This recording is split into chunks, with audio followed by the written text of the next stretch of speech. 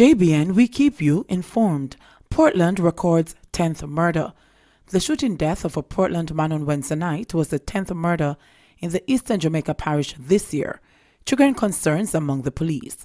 The latest killing is that of 30-year-old Ophian MacDonald of White River in Buff Bay, whose body was found with what appeared to be multiple gunshot wounds. Police sources revealed that shortly after 10 p.m. on Wednesday, residents heard explosions in the White River area, but did not make any formal report until daylight on Thursday. Law enforcement authorities said that the body was found lying on the ground in a section of the White River community. Further investigations revealed that the victim was identified as MacDonald. He was pronounced dead at hospital. But according to a police source, at least 60% of the murders committed in the parish since the start of 2019 were classified as domestic. It is against that background that the police are appealing to residents to settle disputes peaceably and to seek mediation. Teen facing gun charge. A teenage boy is facing criminal charges after the police say he was held with an illegal gun loaded with 14 rounds of ammunition. He is 19-year-old Javon Walters, who reside in the St. Andrew community known as 100 Lane. The Constant Spring Police report that shortly after midday on Friday, members of a joint police-military team were on patrol in the community when they were engaged in a gunfight with armed men. The police say when the shooting ended, Walters was accosted and searched and a 9mm Beretta pistol found. Female chef attacked and shot dead. A woman was shot dead during a gun attack at Canor Pond in Port Maria, St. Mary on Thursday night. The deceased has been identified as 21-year-old Trishana Pearson of Canor Pond. Police report are that about 10:50 p.m., Pearson, a chef, was walking in the parish capital when she was ambushed and shot multiple times by two gunmen. Minutes later, a bullet-riddled body was found lying in a pool of blood by residents who heard the loud explosions. Residents in the community who heard the gunshots went to investigate and stumbled upon Pearson's body, which was lying along the roadway in a pool of blood. The police processed the scene and took Pearson to the hospital where she was pronounced dead. Ending SOEs is what gangs want, says Wholeness.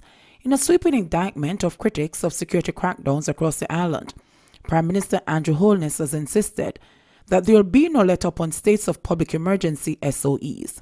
Holness defended the success of SOEs, which have led to declines in murders and shootings in the majority of parishes and police divisions in which they are active.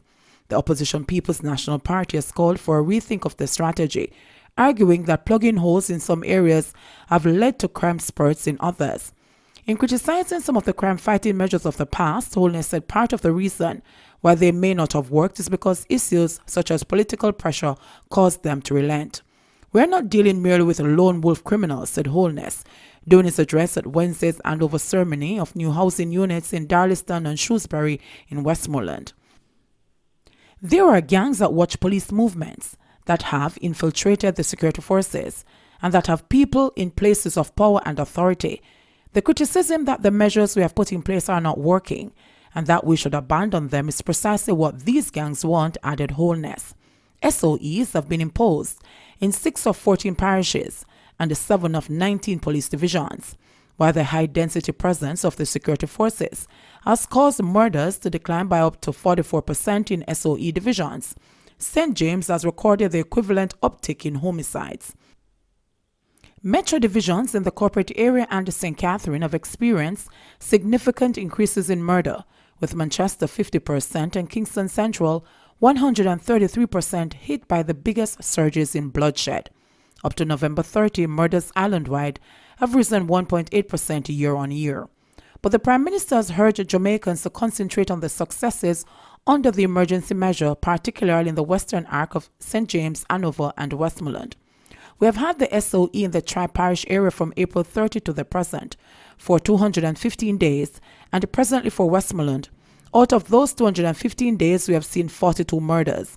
If you were to compare the 215 days before the implementation of the SOE in the Tri-Parish area and specifically in Westmoreland, 76 murders occurred, said Wholeness. We have been using the SOE strategically, but what criminals want is for us to have a disagreement over its use. Public support must remain strong, he added. Woman sentenced to 18 months for fleecing BPO firm of $80 million. one of two women who admitted to operating a scheme that fleeced the St. James Business Process Outsourcing BPO company of approximately $80 million over the past 6 years, is going to prison for 18 months. The sentence was imposed on 54-year-old cosmetologist Maxine Walker in the St. James Parish Court on Thursday. Walker pleaded guilty on November 18 to 2 counts of money laundering and conspiracy to defraud, the police corporate communications unit said in a statement. Her accomplice, Neril Gordon, 38, a payroll clerk employed to the BPO firm, has also pleaded guilty on November 18 to charges of money laundering and larceny as a servant. Gordon is to be sentenced on January 9 next year. The St. James Police report that in November 2013, Walker and the persons she recruited were fraudulently added to the company's payroll by Gordon, although they were not employed to the entity.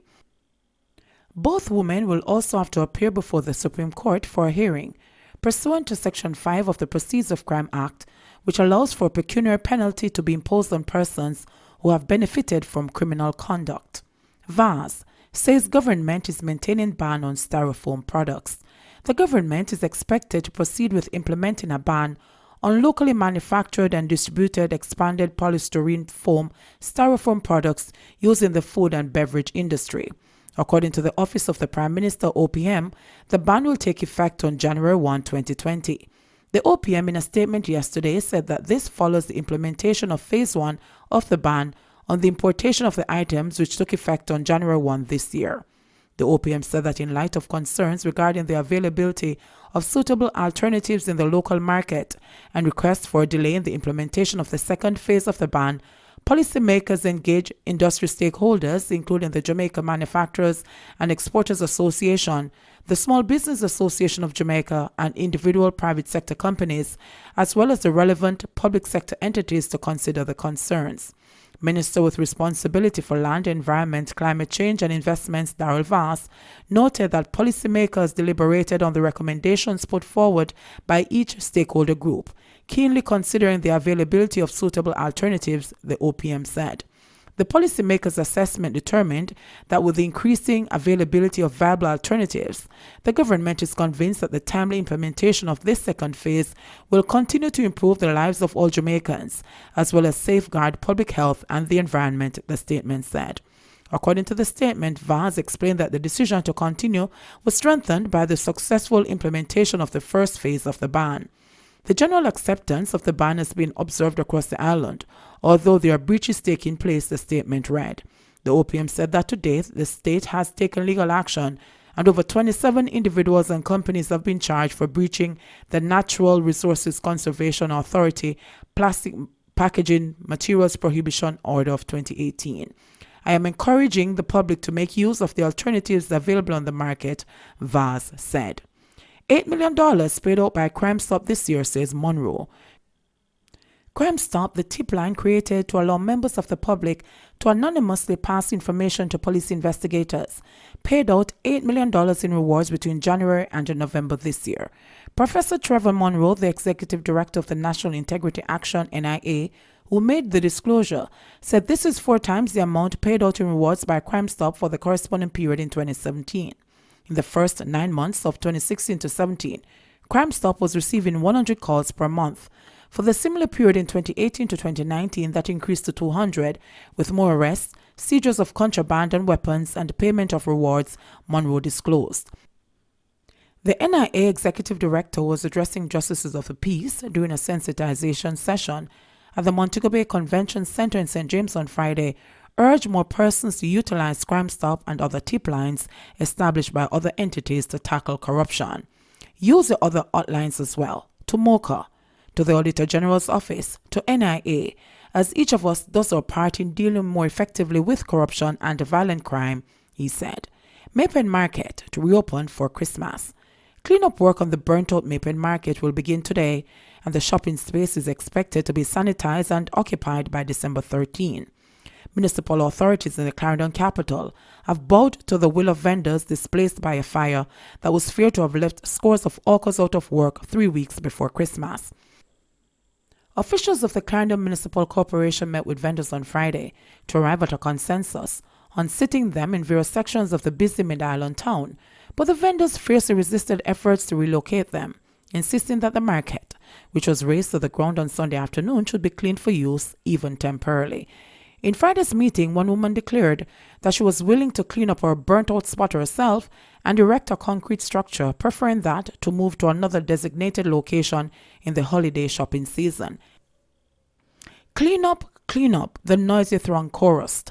CEO of the Clarendon Municipal Corporation, Ron Blake, Maypen Mayor Winston Maraj, and Central Clarendon Member of Parliament Mike Henry broke from the meeting and huddled as they mulled over Plan B. After much deliberation, Henry announced to chairs that the municipal corporation would accede to their request. An estimated value of the cleanup work was not disclosed. There was more good news for the vendors, as a representative from the Maypen branch of the Ministry of Labour and Social Security informed them that it would start processing affected vendors on the approved list certified by the Clarendon Municipal Corporation, with a view to offering them cash grants to resume operation. 94 registered vendors have been identified to receive assistance. Help is being provided through the Ministry's Rehabilitation and Compassionate Grant Program. There was even more good news as the mayor revealed that party tycoon Joe Kitchen and his wife would be delivering care packages to those affected. JBN, we keep you informed. Please remember to like, subscribe, share, leave us a comment, and click the notification bell to receive our daily news items.